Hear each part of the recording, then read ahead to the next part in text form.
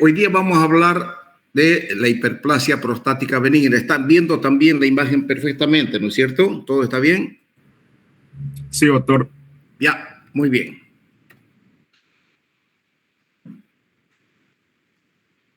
La hiperplasia prostática benigna, por algo es benigno, es un tumor benigno, que es el que más frecuentemente se presenta en los hombres y lógicamente va acompañada por la edad. El primer concepto que quiero que tomen en cuenta: tanto la hiperplasia prostática benigna como el cáncer de próstata son patologías hormonodependientes. ¿Qué quiere decir?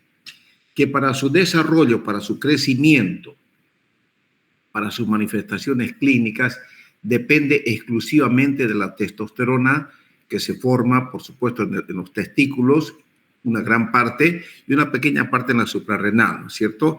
Tiene una prevalencia en un 20% entre hombres de 41 a 50 años, y cuanto más viejo se hace el hombre, cuanto más mayor, entonces mayormente es mayor la incidencia clínica en los varones. A la edad de 75 años se dice que el 50% de los hombres se quejan de disminución de la fuerza del calibre del chorro miccional. Se ha demostrado que hay una predisposición genética como factor de riesgo. Quiere decir que si mi padre tuvo patología prostática o lo operaron de próstata, hay una alta incidencia que yo también caiga en lo mismo, o sea, me operen de próstata, ¿no? Los parientes masculinos en el primer grado de estos pacientes portan un riesgo relativo mayor a 4 veces mayor. Aquí hablamos, elementos estrómicos y epiteliales conforman la próstata. Cada uno de ellos puede dar lugar a nódulos hiperplásicos. ¿Qué quiere decir esto, mis queridos amigos?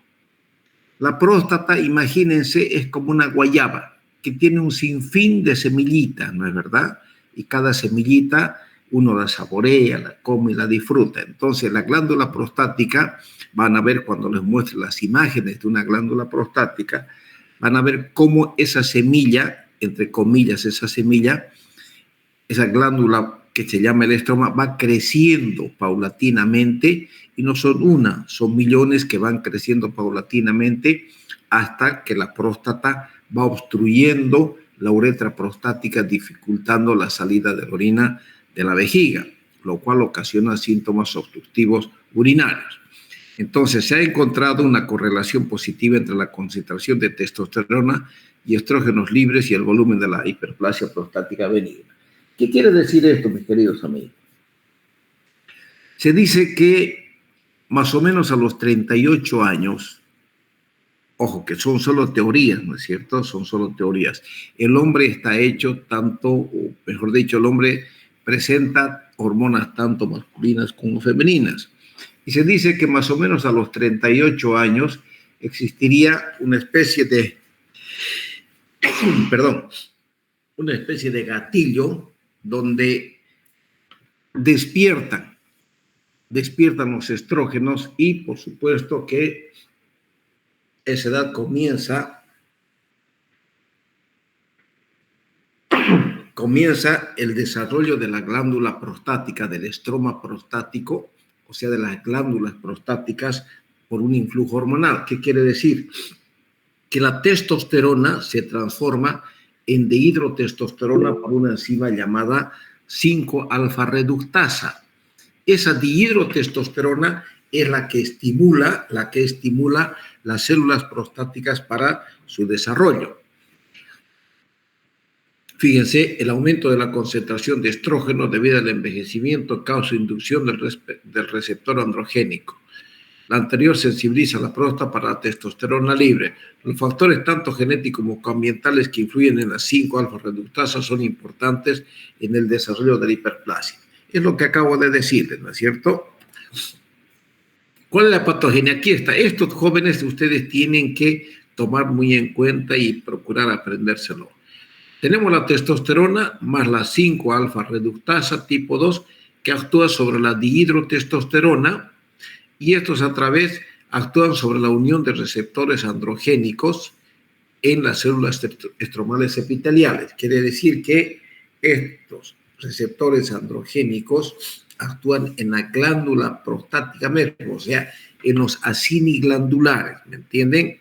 Se activa la transición de genes dependientes de los andrógenos. ¿Cuál es la fisiopatología? ¿Qué es lo que ocurre en la sintomatología? Hay un componente obstructor de la próstata o la respuesta de la vejiga. Por lo tanto, al crecer la glándula prostática, existe una obstrucción mecánica y una obstrucción dinámica. En la obstrucción mecánica existe una intrusión en la luz uretral o cuello de la vejiga, vale decir que la glándula prostática ocluye el cuello de la vejiga. Espera un ratingo, por favor. Licenciada. Hola. ¿Cómo está, licenciada? Dígame.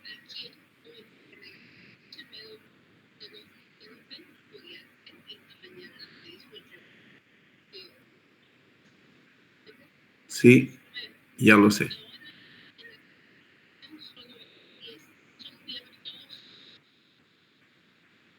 Ya, entonces yo tengo... Perdón.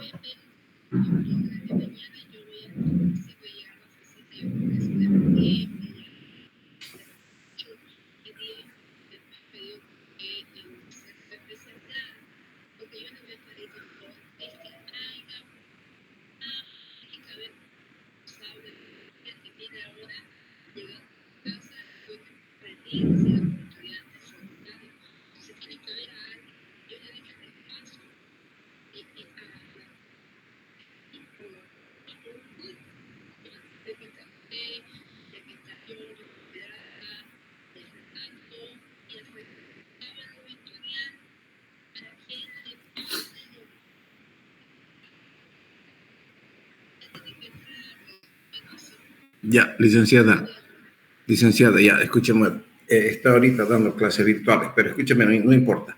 Yo hablé cabalmente con el doctor John, con el joven, para que él sea el responsable de los estudiantes. Le dije, hable con ellos en inglés, por eso usted ha visto que les mandó artículos en inglés para que lean, para que practiquen su inglés, para que se capaciten, para que lean. Y él, por ejemplo, quería alguna cosa, algún papel escrito del doctor Williams, como no para que, como le digo, que forma parte del staff, ni mucho menos, sino que a medida de colaboración voluntaria, él está colaborando en esta campaña voluntariamente para que no piense alguna cosa, porque algún certificado se le dará a este joven, me imagino. Entonces, yo hablé con él y te van a dar seguramente alguna nota, alguna carta, hablar con el doctor Williams para que él, para que vos puedas acceder al centro allá arriba cuando en el momento ya que comience a hacer las prácticas, porque él se va a quedar aquí en Santa Cruz y él estaba de acuerdo en participar en la investigación juntamente a los estudiantes, ¿no? Entonces le dije, pero doctor, eso yo tengo que hablar con el doctor, por eso esta mañana yo lo llevé donde usted para que hablara con el doctor Williams. Él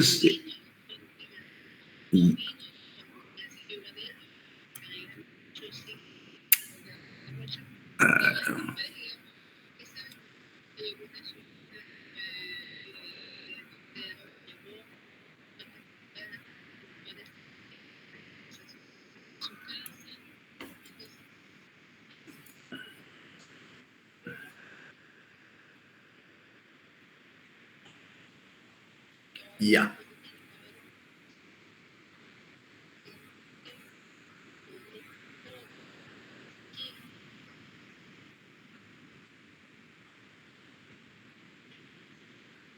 Correcto. Ya. Entonces, y yo les voy a agarrar, entonces a los jóvenes. Yo lo nombré responsable a este jovencito. ¿Por qué? Porque lo vi un muchacho estudioso, lo vi un muchacho bien preparado, que domina el inglés, todo. Entonces vos vas a ser el responsable para supervisar el trabajo de estos jóvenes y testearlos, hablar inglés con ellos. Yo lo nombré el responsable. Cualquier cosa, comunícame. Ya me avisó que renunció uno, abandonó. Seguramente, ¿por qué? Porque el joven está haciendo su trabajo, o sea, hablarles en inglés. ¿Por qué? Porque todos dijeron que hablaban fluidamente el inglés. Me dijo, 6 solamente hablan fluidamente, los otros más o menos. Entonces, bien, uno abandonó. Yo tengo las carpetas de los otros jóvenes, entonces le dije, yo mañana voy a llamar a uno para que se adhiera al grupo, al que tenga mejor PPA o bien al que mejor hable inglés, y que se adhiera al grupo. Y eso yo le iba mañana a hablar con ustedes, si los ponemos a todos los voluntarios, pero yo no creo que sea lo correcto, porque necesitamos solamente 20. Pero dependiendo de la cantidad de gente, no sé si sería bueno, pero que después también es discriminarlos y clasificarlos a los 20 para llevarlo a la clínica. A mí no me parece esa idea. Yo voy a llamar uno para completar los 20, y como usted dice, le voy a decir, creemos un nuevo grupo con WhatsApp, pongámoslo al decano, pongámoslo a la licenciada Huacho y a mí, para que los muchachos sientan esa presión de que nosotros estamos mirando y estamos sabiendo todo lo que está ocurriendo. Y que este joven, por supuesto, vea todas estas cosas, lo que en cuanto se refiere a la clasificación o a la captación de pacientes. ¿Por qué? Porque no vamos a poder, ni usted ni yo, estar en la captación. Iremos un ratín, licenciada, pero hay harto que hacer.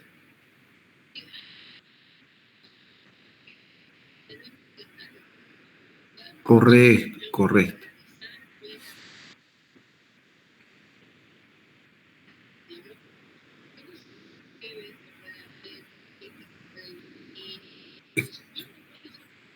Exactamente.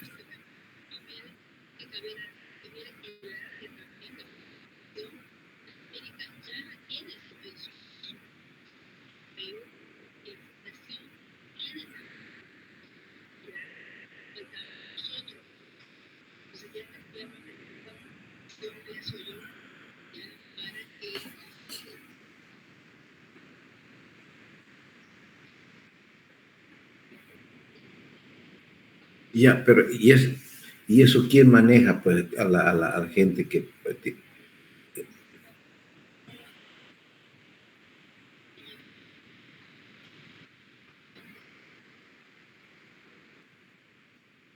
Disculpen, jóvenes, perdónenme, pero hay una campaña de colocación de 50 marcapasos que está muy relacionada la Facultad de Medicina con la Clínica Las Américas, y nos tienen locos con tantas cosas, y nuestros alumnos, bueno, van a disculpar nuevamente, ya les reitero mi disculpa.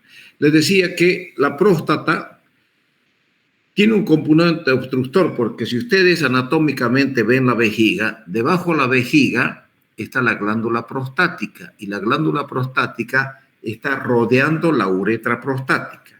Entonces, hay una obstrucción mecánica y hay una obstrucción dinámica, ¿entienden? Todo se debe a unos receptores que existen en el cuello de la vejiga, son los alfa receptores. Bueno, entonces, en cuanto a la obstrucción mecánica, se refiere a la intrusión de la luz uretral. O sea, imagínense que tenemos la guayaba y tenemos su tallo, ¿no es cierto? Cuando ustedes, por ejemplo, el tallo está tranquilo, relajado, está abierto y no pasa absolutamente nada, no hay ninguna obstrucción y la orina fluye normalmente. Cuando son grandes, cuando aumentan de edad por encima de los 60, 70 años, ese tallito se va ocluyendo paulatinamente, se va cerrando, lo cual dificulta la salida de la orina. Lógicamente, es un proceso paulatino, no es de la noche a la mañana. Entonces, y eso da síntomas obstructivos y síntomas irritativos. Por supuesto que cuando dan los síntomas obstructivos, ocurre todo lo que hemos hablado en el tema número 4 de uropatía obstructiva, con esas alteraciones que se presentan en la pared de la vejiga, las celdas,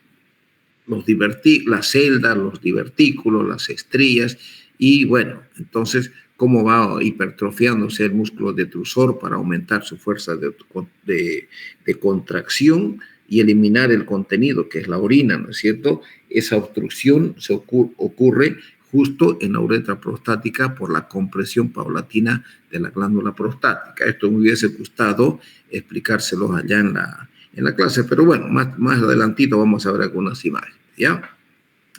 Y también existe la obstrucción dinámica, lógicamente, debido a una obstrucción adrenérica. En cuanto a la fisiopatología, hay una respuesta secundaria de la vejiga a la obstrucción. Hay una hipertrofia, hiperplasia del músculo detrusor y aumento de depósitos de colágeno, y ocurre la descompensación, lo que acabo de decirles, inestabilidad del detrusor, la trabeculación, los falsos divertículos. Aquí está lo que les digo, fíjense, esta es la vejiga normal, aquí está el cuello de la vejiga, cuello liso, que es involuntario.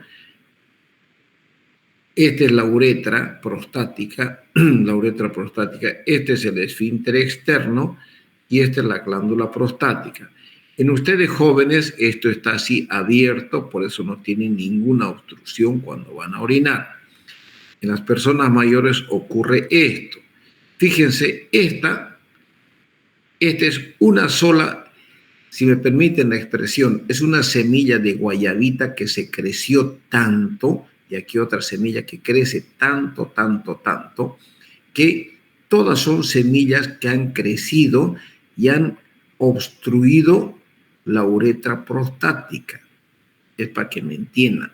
Este es el estroma prostático, se llama estroma prostático, donde están las células prostáticas que crecen por la dihidrotestosterona, que es producto de la transformación de la testosterona por influjo de la 5-alfa reductasa. Entonces, la dihidrotestosterona es la que estimula este estroma. El estroma son las células prostáticas para que se hipertrofien. Fíjense de qué tamaño. Por eso se hace irregular, va creciendo y va obstruyendo poco a poco la uretra prostática. Eso sí lo entiendo. Entonces, ¿cuáles son las manifestaciones clínicas? La obstrucción mecánica y la obstrucción dinámica. ¿Cuáles son los síntomas obstructivos? Dificultad para iniciar la micción, chorro débil, hay una intermitencia en la micción, existe un esfuerzo porque realizamos la maniobra de Valsalva para vencer la resistencia y, lógicamente, cuando la próstata se va creciendo más, todavía la micción se puede producir en 2 tiempos. ¿Qué quiere decir esto? Va orinando el paciente y vence por una parte la resistencia que existe en la uretra prostática. Entonces el músculo detrusor se cansa, entre comillas, sale una parte de orina, pero siempre el paciente siente que no orina toda la orina, no sale toda la orina. Entonces vuelve a contraerse el detrusor y el paciente vuelve nuevamente a eliminar el contenido vesical, ¿no es cierto? A eso se llama intermitencia. Hay mayor esfuerzo, hay un goteo terminal y el vaciado es incompleto. Cuando se vacía incompletamente la vejiga, queda orina dentro de la vejiga, entonces esa orina cambia de pH. Al cambiar de pH, provoca infección. Y si ustedes ven una orina detenida, sabemos que la orina está compuesta de agua, sustancias orgánicas e inorgánicas. Y la sustancia orgánica e inorgánica precipita, uniéndose los cristales unos con otros para formar un cálculo en la vejiga, ¿no es cierto? Entonces, ¿cuáles son los síntomas irritativos? La polaquiuria, el tenesmo vesical, la mixturia, esto por estímulo de las fibras A y C. En cuanto a la exploración física, hay que hacer, fíjense, el tacto rectal. Que se está haciendo el tacto rectal, donde prácticamente uno tiene que evaluar el tamaño y la consistencia de la próstata, el agrandamiento si es liso, suave y elástico. Ustedes tóquense con el dedo índice la nariz, el lóbulo de la nariz, y no es así mismo se siente la glándula prostática, ¿ya? Hay que hacer una exploración neurológica orientada. Es muy importante la solicitud del antígeno prostático específico, la biopsia y el tacto transrectal, perdón, aquí están fijando el dedo, entra y toca la próstata, ¿no es cierto?, a través del recto. En cuanto al laboratorio, siempre se debe pedir un examen de orina. Nunca deben de... ¿Se acuerdan que hablamos en la práctica? En todo paciente urinario que pertenece a la rama de urología, tenemos un padrón. ¿Se acuerdan que hablamos en las clases prácticas, donde se pide una serie de estudios en un paciente prostático? No siempre que va a ir a la cirugía, sino en su estudio: hemograma, glicemia, uracreatinina, PSA, orina, urocultivo. El perfil renal es muy importante, ¿ya? Y el PSA, saben que es una prueba laboratorial que hoy en día no debe faltar dentro de las solicitudes de laboratorio en un paciente que se investiga alguna patología prostática. Fíjense, el PSA aumenta en la hipertrofia prostática, en una nefritis, uretritis, cistitis, pero también aumenta en un cáncer de próstata. Son todas las patologías, fíjense, en un cáncer, en una orquitis, cirugías como dermiorrafia, vasectomía, en carcinoma mamario, cuando hay actividad sexual. O sea, si uno de ustedes se casa y tiene actividad sexual, están en la luna de miel, van a notar que va a haber un aumento del PSA, pero sin ser cáncer. ¿Por qué? Porque está una hiperactividad sexual producto del matrimonio, de la luna de miel. Entonces, también en una constipación intestinal, cuando hay compresión extrínseca de la glándula prostática por un fecaloma, ¿puede estimular y aumentar el PSA? Por supuesto que sí. En un tacto rectal, aumenta el PSA, también producto del tacto rectal, hace que aumente el PSA. Entonces, en los choferes, conducir por mucho tiempo, ¿puede aumentar el PSA? Puede aumentar el PSA sin ser cáncer, ¿ya? Entonces, ¿de qué otros estudios nosotros nos valemos para estudiar la próstata? La ecografía vesical y prostática y renal. O sea, siempre pidan ecografía renal y vesicoprostático. No siempre para estudiar la vejiga, sino que es el estudio ecográfico que se debe solicitar en todo estudio de un paciente urológico. La vía urinaria no solamente es la vejiga y la próstata, siempre se tiene que ver riñón, vejiga y próstata. Es importante observar el riñón, ya que un sistema pielocalicial dilatado indica una causa obstructiva potencialmente reversible de insuficiencia renal o la formación de litiasis. Fíjense, aquí está una urografía excretora. Aquí está la vejiga, aquí tenemos una urografía, aquí está el medio de contraste. Fíjense, otra urografía, aquí está la vejiga, están eliminándose los contrastes en forma bilateral, ¿no es cierto? La ecografía transrectal, fíjense, hoy en día, mis queridos jóvenes, ¿para cuándo se debe hacer la ecografía transrectal?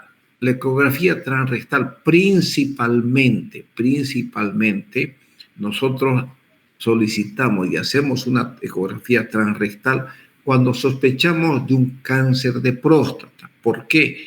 Porque dentro de la glándula prostática vamos a encontrar alguna zona hipoecoica que nos va a hacer sospechar del cáncer. Esa zona hipoecoica al tacto se siente como un nódulo duro, que lógicamente al palpar el nódulo duro vemos nosotros que justo se palpa el nódulo duro y se acompaña de un PSA, por decirles, de 12 o 14, los normales de 0 a 4. Y cuando ustedes palpan un PSA elevado relacionado con un nódulo, entonces se pide una ecografía transrectal. La ecografía transrectal, fíjense, hoy en día este es el transductor transrectal, que introduce al recto. El médico ni le mira la cara al paciente, está mirando acá su pantalla, donde una imagen magnificada de la glándula prostática grande a través de este sensor nos va a mostrar una zona hipoecoica sospechosa de ser un nódulo canceroso. Entonces, a través de este transductor transrectal se dispara una pistolita que entra y hace la biopsia de este nódulo. Fíjense, este nódulo es el sospechoso de un cáncer. Entonces, a través del transductor saco exactamente de la zona donde yo quiero biopsiar. Antiguamente, cuando yo hacía mis prácticas y estudiaba, inclusive cuando trabajaba en la Caja Nacional, no teníamos este transductor transrectal y las biopsias yo las hacía a ciegas, sospechando más o menos al tacto dónde podía estar ese nódulo. Entonces era ciega. Desde que apareció este transductor transrectal, nunca más yo me dediqué a hacer biopsias prostáticas. ¿Por qué? Porque este personaje, que es un médico, puede ser de sexo masculino o femenino, a través de este aparato va a realizar 10,000 veces mejor una biopsia transrectal con esta imagen magnificada que las biopsias que yo antes hacía a ciegas. Entonces dejé de hacer y como poco me gusta hacer ecografías, no me dediqué a eso. Fíjense, aquí tenemos la ecografía de una glándula prostática. Vean la glándula. Fíjense la diferencia. Esta es una ecografía suprapúbica. Esta es una ecografía transrectal. Esta es una transrectal. Esta también. Y fíjense la gran diferencia. Van a ver este aparatito que es el transductor. Entonces, cuando vean esto, es una ecografía transrectal. Aquí se encuentra, fíjense, este es el parénquima normal y aquí está la zona hipoecoica, que a la palpación se siente un nódulo duro, pero a la imagen prostática es una zona hipoecoica. Entonces, el transductor transrectal localiza esto y directamente, sin equivocarse ni un milímetro, saca la biopsia directamente de esta zona sospechosa. Por lo tanto, es muy, pero muy exacta la biopsia y nos da mejores resultados que antes nosotros hacíamos. Ya que la cistoscopía, ustedes saben que la cistoscopía no se recomienda de rutina, o sea, no crean que a todo paciente prostático se tiene que hacer una cistoscopía, no es así. La cistoscopía puede ayudar a elegir el método quirúrgico en pacientes que optan por tratamiento invasor. Si la hiperplasia prostática benigna se relaciona con hematuria, entonces la cistoscopía es obligatoria para descartar otra patología vesical. A lo largo de la práctica hemos visto nosotros la cistoscopía, ¿se acuerdan? En ese paciente con cáncer de vía excretora que hemos visto durante la práctica, y yo les envío unas imágenes a ustedes de una cistoscopía que le hice del meato derecho, donde prácticamente se observaba la salida de sangre. ¿Por qué? Porque la imagen ecográfica y la tomografía no fueron concluyentes para mí, no fueron muy buenas las imágenes.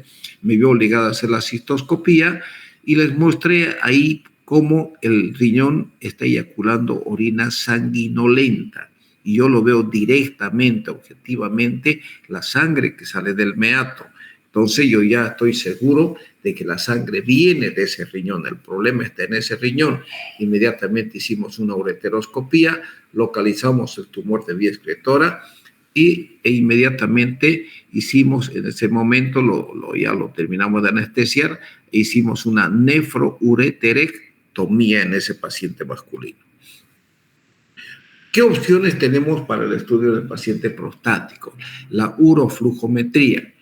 La uroflujometría, no existe clara correlación entre el flujo urinario y los síntomas. Puede haber un flujo lento, donde hay una obstrucción del tracto de salida, existe en un 90% de los casos.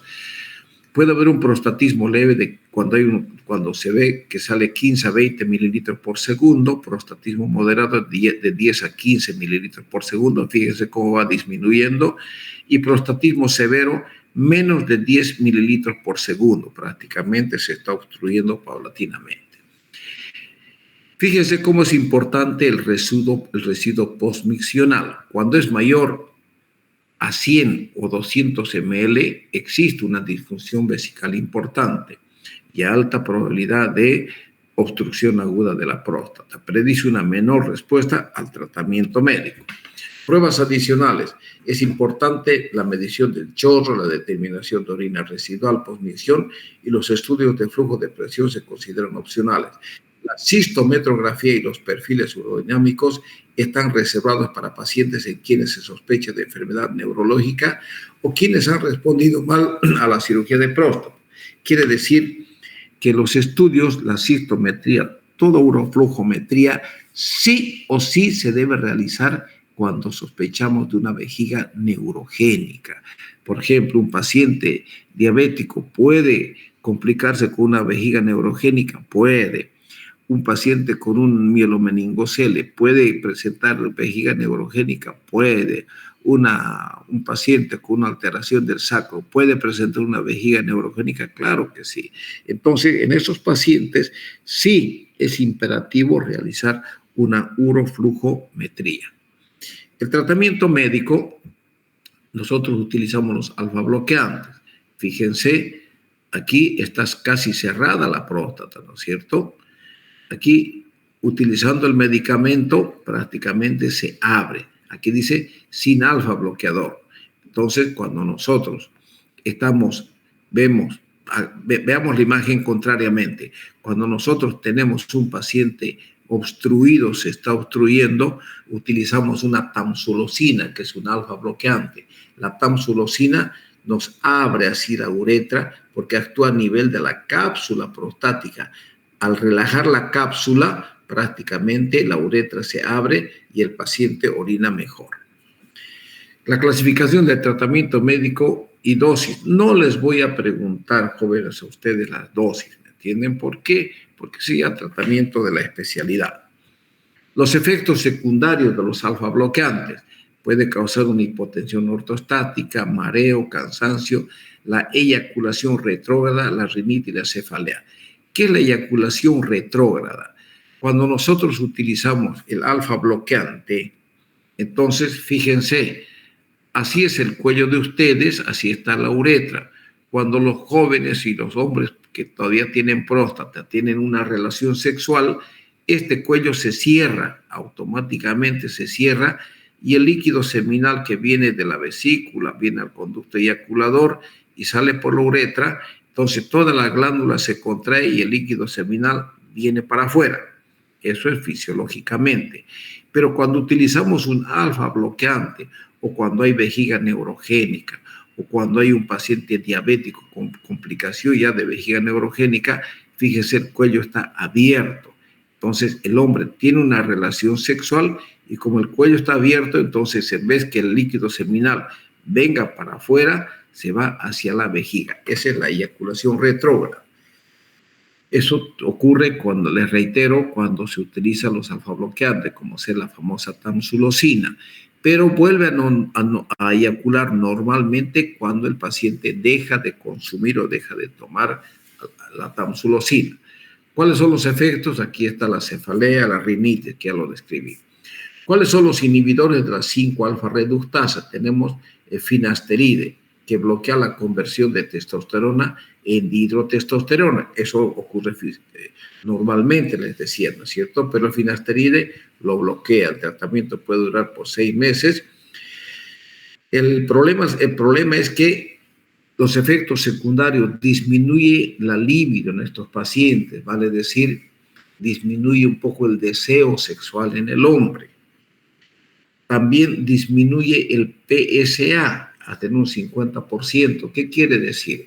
Que si tenemos un paciente con un PSA de 20 y yo utilizo el finasteride, entonces producto del finasteride va a disminuir ese PSA y puede esconder tranquilamente un cáncer que se me puede pasar de alto usando el finasteride.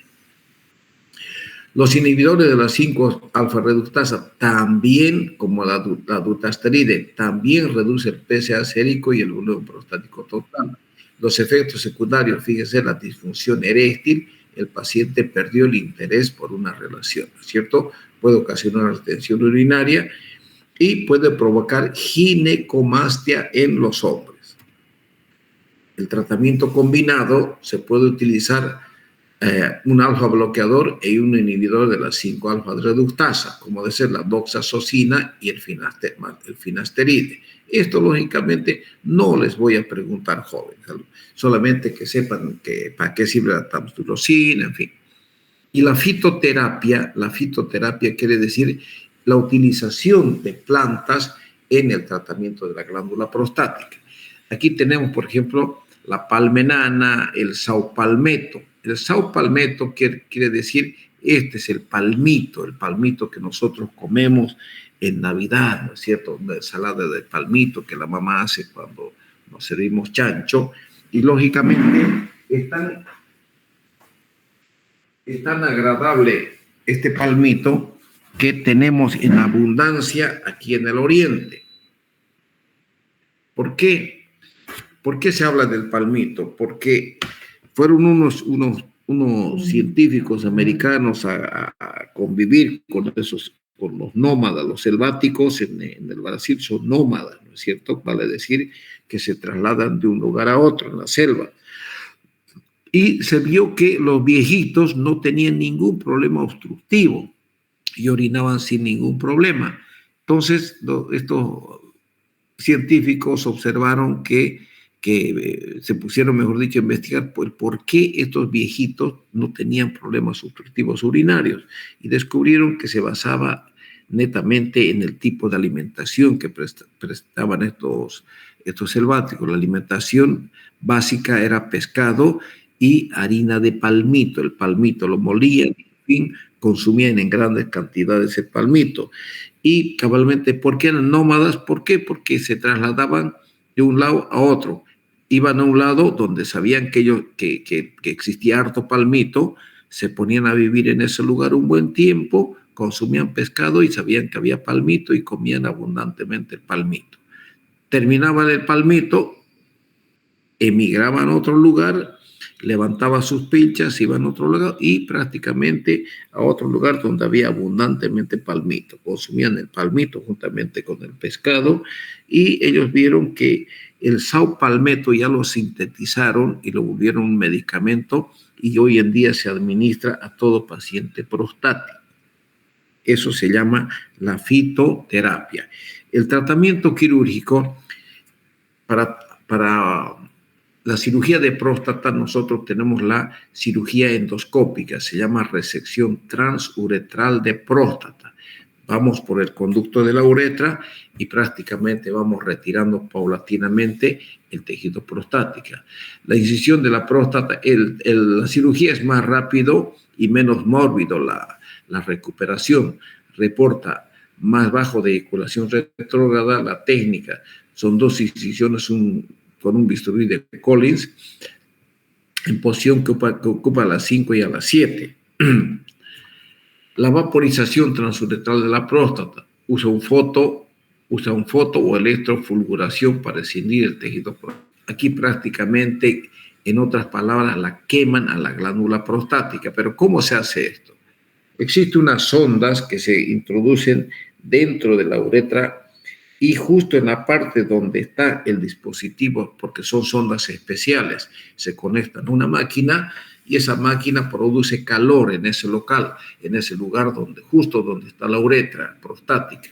Entonces, al quemar la uretra prostática, necrosa el tejido, ese tejido cae y al caer labra un espacio, se crea un espacio por donde el paciente va a orinar mejor, no normalmente, pero sí mejora considerablemente la micción.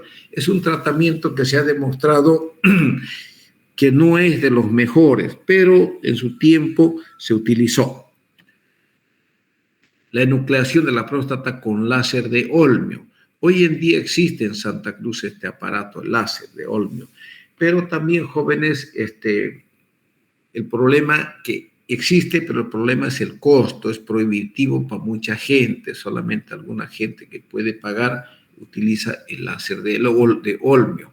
Entonces, generalmente todos hacemos la resección endoscópica de próstata y mucha gente dice, opéreme con láser, y creen que es láser, pero no es láser, es la resección endoscópica de próstata, porque la cirugía con láser, antes de todos estos problemas económicos, en fin, costaba más o menos unos $12.000 el uso del láser de Olmio para la cirugía prostática. ¿Quién tiene para pagar $12.000? Nadie, ¿no es cierto?, hoy en día. Entonces se hace la resección endoscópica de próstata. La prostatectomía simple es lo que más hacemos nosotros en el Hospital San Juan de Dios, donde nosotros hacemos una incisión en el hipogastrio. Fíjense, aquí la mano, metemos la mano dentro de la vejiga y hacemos una enucleación digital de próstata, trigonizamos, colocamos sondas, cerramos la vejiga, un drenaje en espacio de Retzius, suturamos la aponeurosis, la línea alba, suturamos la piel y ahí se acabó la cirugía. Entonces, la termoterapia transureteral con microondas se realiza con una sonda transuretral. No es transureteral, es transuretral. Está mal, por favor, corrijan, es transuretral. Se han documentado mejorías con este tipo de tratamiento, mejora la velocidad del chorro, pero tampoco no es una cosa que nos enorgullezcamos de que se soluciona, no.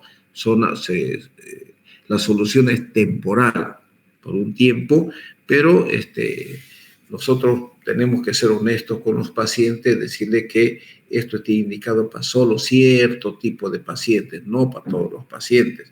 Y hoy en día la patología prostática prácticamente cunde aquí en Santa Cruz, ¿no es cierto? Bien, jóvenes, esto es lo referente a hiperplasia prostática. El martes vamos a hablar de cáncer de próstata y ahí hablaremos prácticamente ya de los cambios que van a haber y cuándo vamos a hacer la clase de imagenología para que el próximo sábado podamos dar el examen. Vayan preparándose, Dios los bendiga y se me cuidan, jóvenes. Hasta luego. Hasta luego, doctor, gracias.